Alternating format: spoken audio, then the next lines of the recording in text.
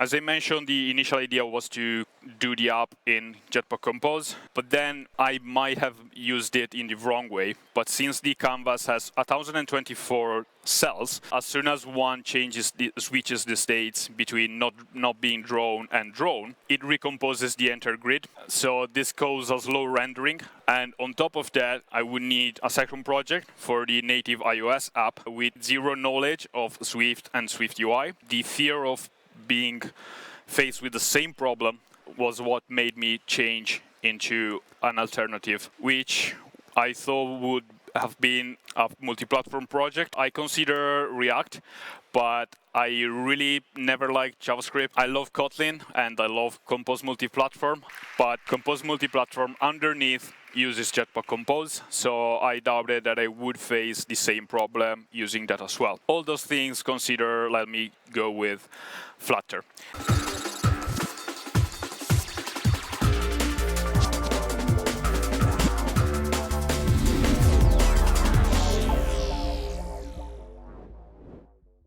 Thanks for joining me today to my talk from zero to production with Flutter in a month, with a small caveat which I'll cover later. But first of all, let me introduce myself. I'm Luca Nicoletti, an Android engineer with around 7 years of experience in building native mobile apps. So basically zero knowledge of Flutter and other multi-platform platform. I'm a Jetpack Compose enthusiast. I've been speaking about Jetpack Compose as soon as Google I/O 2019 announced it in what was known as the pre-alpha stage, which was a fun ride to speak about and learn. I also recently started a YouTube channel, so if you want to search for me over there, you'll find tutorials of Android, mostly Jetpack Compose, but I recently started a Kotlin Multiplatform series as well, so that's why I'm into multi-platform. But as you might have guessed from the title and the section of this talk today, not only Kotlin Multiplatform, but generic multi-platform technology as Flutter as well.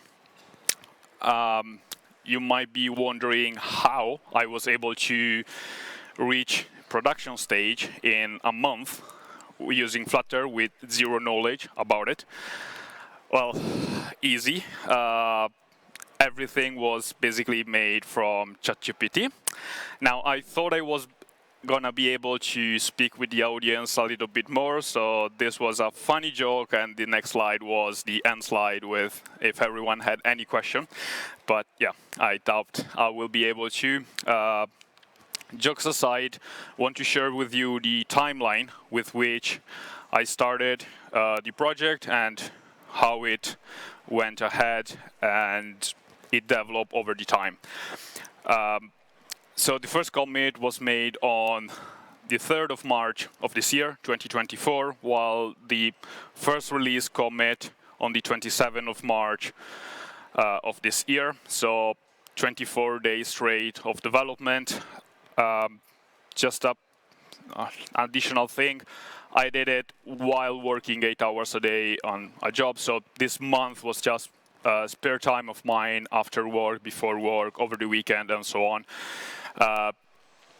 But obviously, that was just the coding part. There is much, much more on the timeline. A few weeks before that, I made what I refer to as the switch, which I'll be coming back later. And a few weeks before that, I faced the wall. The wall is basically a problem I stumbled across while developing this application of mine with another framework. So the actual coding and thinking of this app started way before the month that was in the title of the talk. It actually came basically 2 months early. I'm a huge Pokemon fan and got myself the small diamond painting picture to do. It's a physical one. I don't know if you're aware what diamond painting is, but I'll explain it later. So 2 months before, I had the idea of developing this small 2D game and then there was a huge gap between actually me starting the planning. I made all the designs myself, and you will see later on that the designs are not made from a designer, but just functional.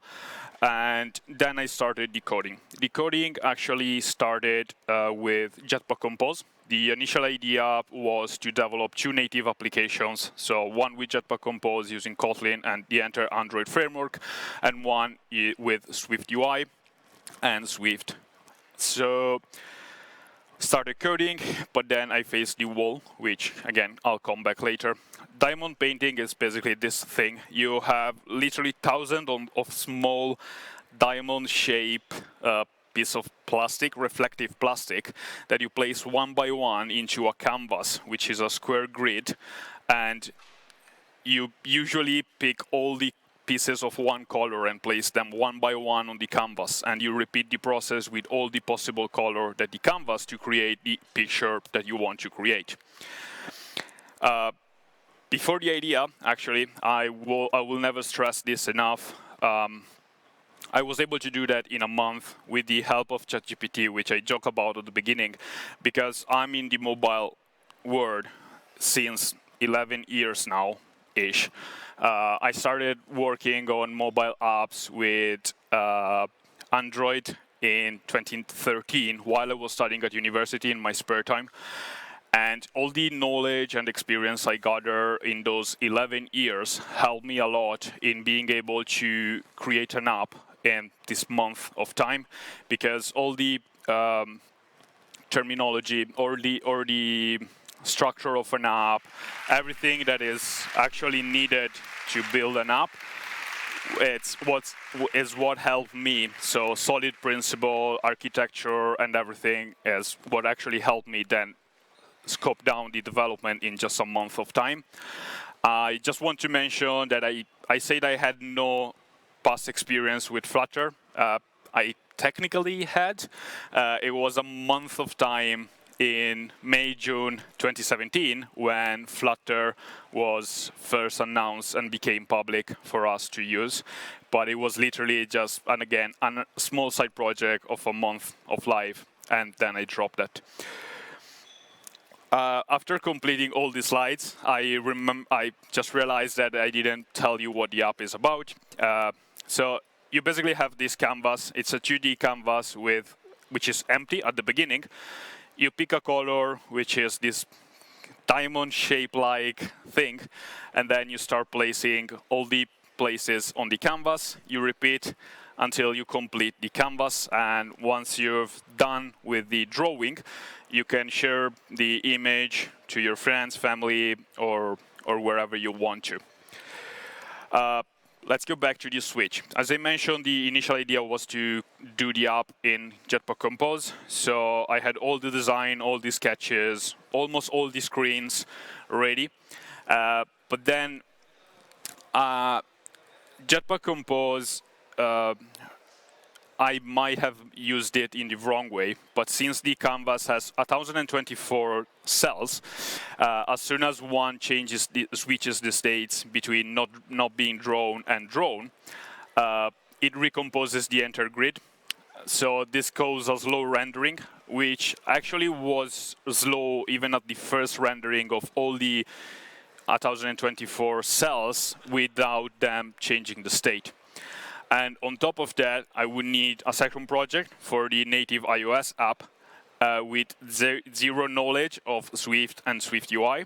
And the fear of being faced with the same problem with Swift UI was what made me change into an alternative, which I thought would have been a multi-platform project. I consider React, but I really never liked JavaScript, and I know that React actually uses JavaScript. And on top of that, I know that React Native uses native components underneath, so I doubted that it would end up being slow in the rendering as well as Jetpack Compose was. I love Kotlin, and I love Compose Multiplatform. I'm learning it right now, and the more I learn about it, the better it becomes in my eyes. For those of you who doesn't know, Kotlin Multiplatform allows you to build the UI in two different ways. It's either you build UI for Android with Jetpack Compose or the old Vue system, and you have the other UI, which is for your iOS with Swift UI separately, or you could use Compose Multiplatform, but Compose Multiplatform underneath uses Jetpack Compose, so I doubted that I would face the same problem using that as well. So on top of that, Room database at the time wasn't available for Kotlin Multiplatform, and it's still too early to use Compose Multiplatform right now for iOS, since it's still in beta. So I wasn't too sure about KMP. And all those things considered, let me go with Flutter.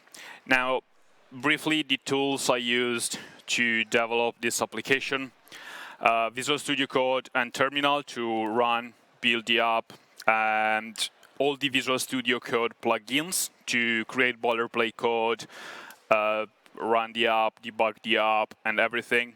I also use Android Studio mostly because of small changes to the Android project, so app icon, app name, themes, and so on. And also because I was so used to the key binding in Android Studio that Visual Studio Code was driving me crazy at times.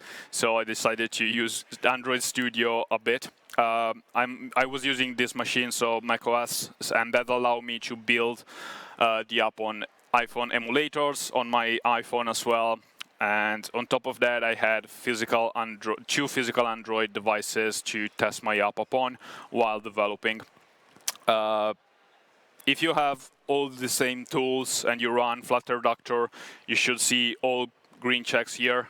If you don't, it's really easy to fix all the problems. The official Flutter documentation is really well written, and it helps a lot with all the problems that you might face if you don't have the Android toolchain, Xcode not properly set up, or you're missing some Chrome or Android Studio or Visual Studio extension.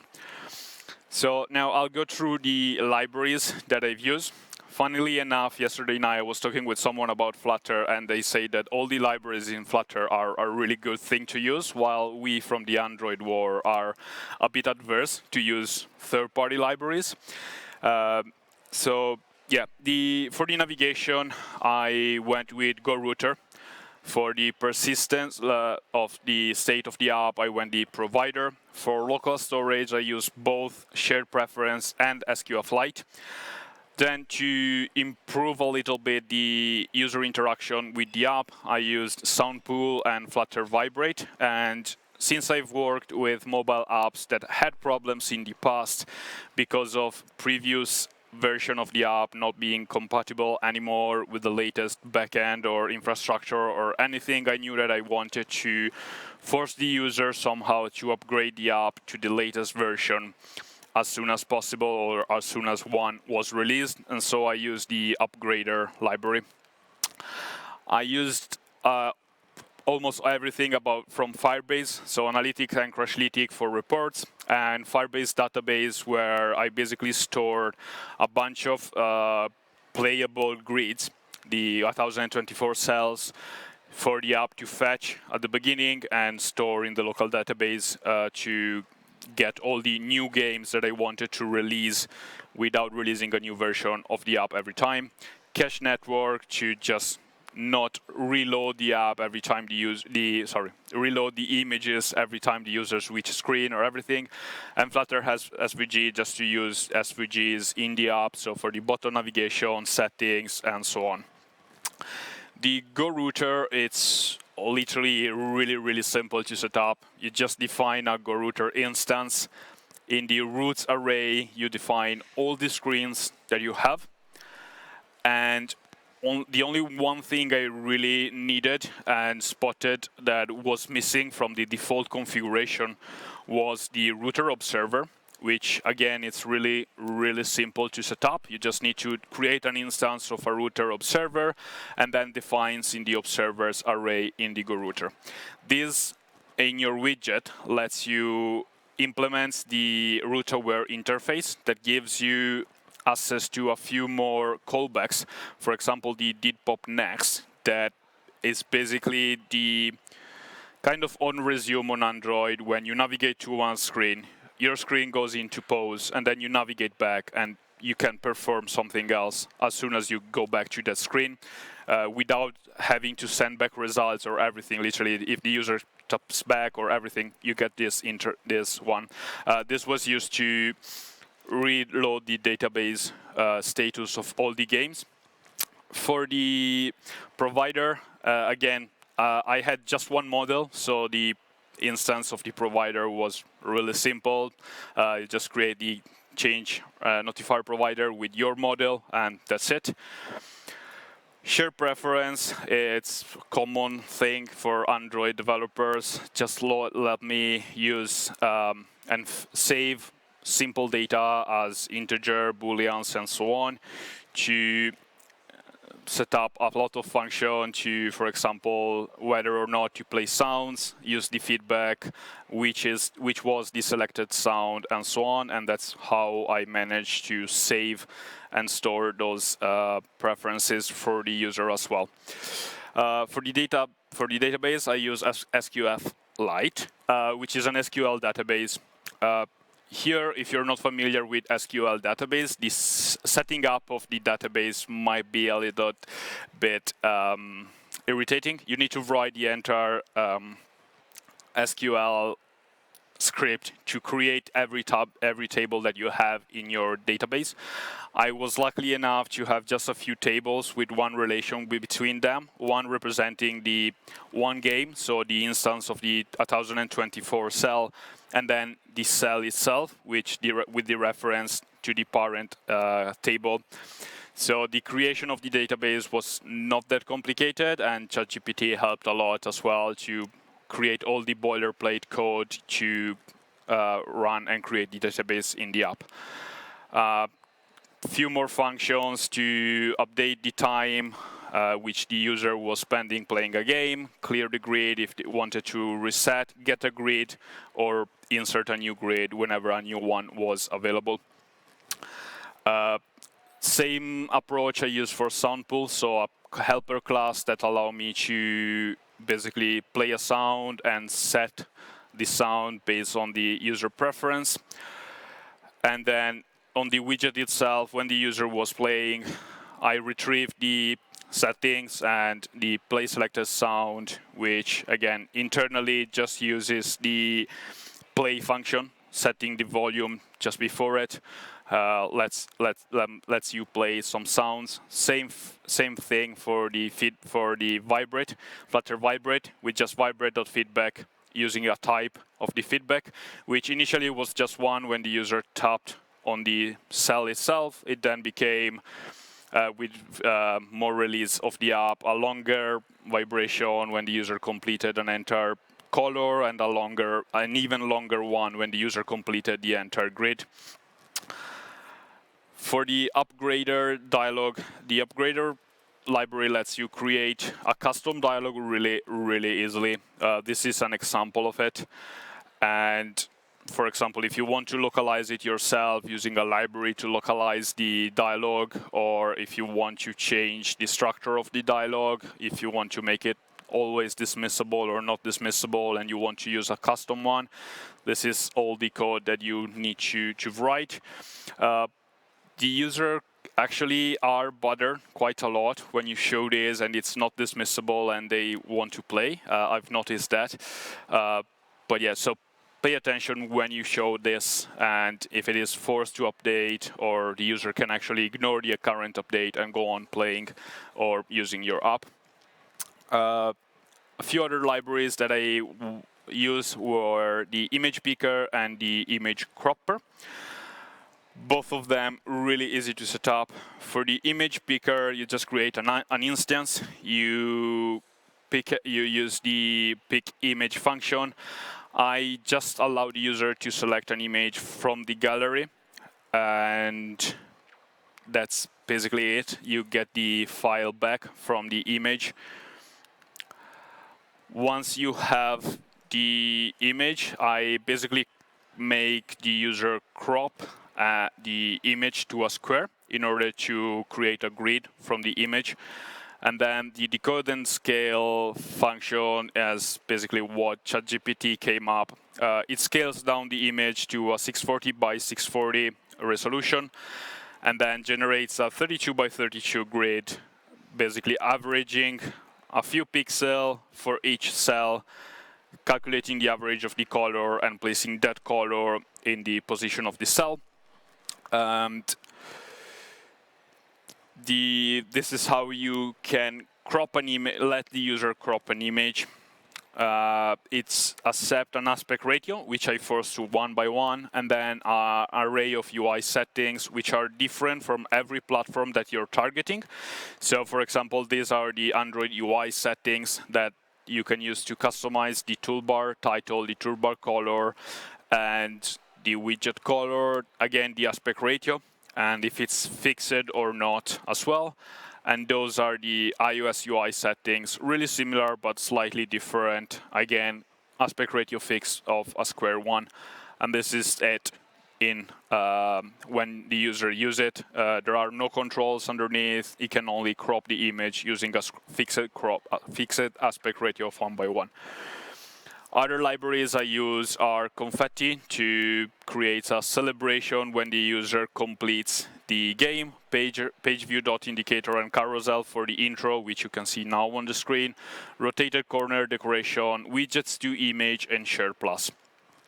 So let's talk about those two, because I think they are quite of an important part of the app. The widget to image lets you create an image from a widget itself. You will need a widgets to image controller, and then you can capture an image of that widget, and it returns an array of bytes.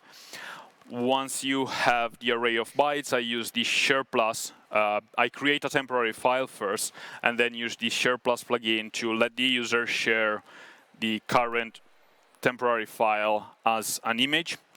And those are the two native dialogues to share an image from Android and iOS respectively. This is how the Confetti can be used. I did not customize anything using the default .play function of the Confetti controller, just setting the duration. There are a lot of things that you can customize on the controller: the direction of the confetti, the amount of the confetti, the amount of times that the confetti are played, and so on. This is an attempt of a screenshot of the result of just not using any configuration in it. Rotated corner decoration, again, this is just a bit of code to create one of them. This is another one, and the results are those two rotated corner decoration, which are used to show to the user which games are currently in progress or are already completed. Before actually releasing to the store, I went ahead and gathered some feedbacks from a few friends. And so I had a timer fixed on the screen with the countdown of the amount of diamonds that the user needed to play. And I received the feedback saying that it gives anxiety because it should be a relaxing game, while I was like, come on, you're missing 1,000 per. Speed up a bit. Haptic feedback was missing, the sound was missing, and the really first iteration of the game, which was not the first release, has only the ability to play one game at a time. So as soon as the user started a new game, there was a dialogue: do you want to start a new game? You lose the progress from the previous one.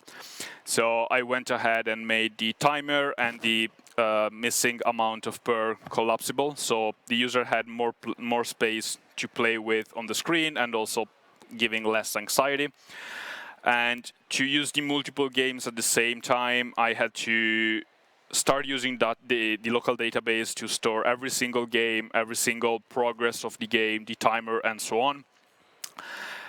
And now let's talk about the releases. So I have a few things to say about releasing with Flutter on iOS and on Android. Those are not specific of Flutter itself, if not the third one, generate a release build, which we'll see in a moment. To set up a developer account, both platforms are straightforward, but it's slightly easier on Android, in my opinion. The paid fees, well, Android, it's a fixed one of $25. On iOS, it's a recurring $79 yearly fee, so the point goes to Android. To generate the builds, Flutter gives you access to 2 commands, Flutter build app bundle and Flutter build IPA, which generates respectively the Android and iOS release file, which you can then upload to the correspective store in order to release. I forgot to update the previous slide. The beta release, it's way easier on Android. Once you have generated the release build, uploading the release is straightforward on both of them. On Android, it's just a drag and drop on the website. On iOS, you can use the transporter app, which again is a drag and drop inside the transporter app. You click upload, a few checks run locally, and then the builds is uploaded. To release a beta release on iOS, it's literally 3-4 clicks away. Once it's uploaded, you create a beta channel, you set up the test in TestFlight. You can add a group of friends in the TestFlight user list, and that's all. On Android, they recently introduced the 20 tester rules for 14 days, which I don't know if you're aware of. If you are an indie developer and you don't have a registered company, your app has to go through a 2 weeks testing phase with 20 active users on those 14 days, which makes releasing an app to the store quite hard, in my opinion, especially if you don't have as many friends or family members to get to those 20 users. There are online forums, one of them is Reddit, where you can basically exchange a test for a test with other indie developer. One suggestion I can give you is to not stop to 20. As soon as you reach the 20 tester, keeps recruiting new tester, because you can guarantee that the first 20 that you will recruit will actually test your app for 14 days straight, as Google requires them to do. To promote the release from a beta release to production, on iOS you can do it basically 1 day after. It's just a matter of small time of a few checks from their side. On Android, it's easy. As soon as you're done with the beta testing phase, you can promote the release to production as easy as well, just a few clicks away. Now, I face a few problems building this app. Some of them on my side, some of them not on my side. Let's talk about the one not on my side. ChatGPT, it's okay to help you, but if you don't know how to use it, it gives you some weird answer that basically slows you down instead of helping you. One example will be the zoomable widget, which I'll come back later on. And the other big problem, in my opinion, is the app size. This app, as I show you, it's literally a 2D game which has nothing in it. And it was above 50 mega of size as soon as I released the first version. And users really noticed that, and they bother a lot about the app size. So I asked ChatGPT how to make a widget scalable and draggable by the user to make it easier for the user while playing to zoom a bit and read the number of the color to place and drag the canvas around to move it and makes it easier. And I got an answer. So ChatGPT gives me this scalable widget, which this is actually a modified version of it, because I went back and forth with ChatGPT to implement the panning, the initial scale, fixing a max scale, and so on. So this was part of the widget, which handled the scale, handled the scale update, and handled the position as well. Don't get me wrong, this widget was working, but there is an interactive viewer that basically does the same, and would have saved me most likely 2-3 hours of work, which 3 lines of code. So yeah, ChatGPT gives you correct answer, but it's not always the best answer you can get, and you need to nudge ChatGPT a bit to get the best one.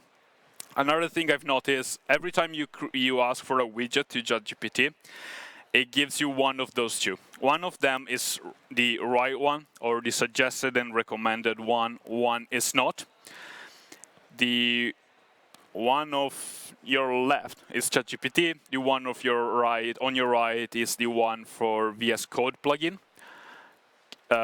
Here again, I would have a question. If you knew which one is the correct one, ChatGPT gets it wrong. Basically, what it gets wrong is that it exposes the result, the type of the result of the create state function, which it inherits from state, which this one doesn't. And so you expose a private API to the outside, which is considered wrong. Problems, what I did wrong. I used the simple approach, the provider, and the complexity kept adding the more I added feature. So multiple games instances, the tap, the vibration, the sound, user settings. I've added the ability to use their own photos from the gallery or load an existing one.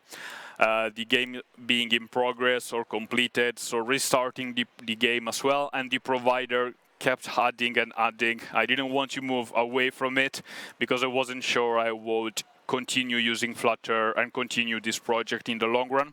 So I had no structure. And the game model I show you at the beginning, which allowed me to use the change notifier with just 3 lines of code at the end, was more than 100 lines of code, which I think is not the best solution to use state management in Flutter.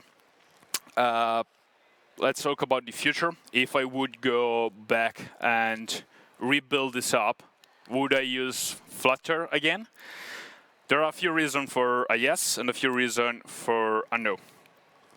So I know a bit more of the framework. I wouldn't need to learn everything from scratch again. I enjoy the development. I think that the part that I enjoyed the most was actually learning something new that I didn't know. But again, I enjoyed every single moment I spent coding this up. You get a multi-platform. In my case, was just iOS and Android, but you can easily have desktop and web as well if you want to. And I think that with the recent Flutter update, desktop and web had additional support. There is a really good support, and the amount of libraries that work and do whatever you want to is incredible. And the community is really strong, really friendly. Whenever you have a problem, everyone is ready to help, which I loved. Reason for why I wouldn't go back to Flutter, the app size. Again, it's literally too much for an app that allows the user to tap and complete a canvas. The language, Dart itself, lacks some feature, in my opinion. I don't know if it was an earlier version, which wasn't 3.3, which is the latest with newer feature that I was using at the time, or my lacking of knowledge about architecture, state management, best practices, etc. But I found myself over and over wondering, for example, why Dart didn't have a feature that I was used to and use daily in Kotlin. And semicolons, it's annoying, come on. I can bother them. So the framework itself is really good, the language less so, but it's getting better and better. So that's all for me. If the audience have any questions, the serious one, I won't send them to ChatGPT, but try myself to answer. Marvelous. Round of applause to Luca, please. Woo! Luca! Was I in time? How was that? That was perfect. Marvelously in time. Brilliant. Luca, we do have a couple of questions for you already queued up on the online platform. Oh, okay. However, again, a reminder to the folks in the green team, the green room, we do have that marvelous microphone there behind the very handsome chap that's... Oh, you're getting lit. Somebody else is getting lit up now. Marvelous. Get lit. Okay, Oops. stop, Ben, please. So please feel free to form a queue behind that microphone if you'd like to ask an IRL question. Otherwise,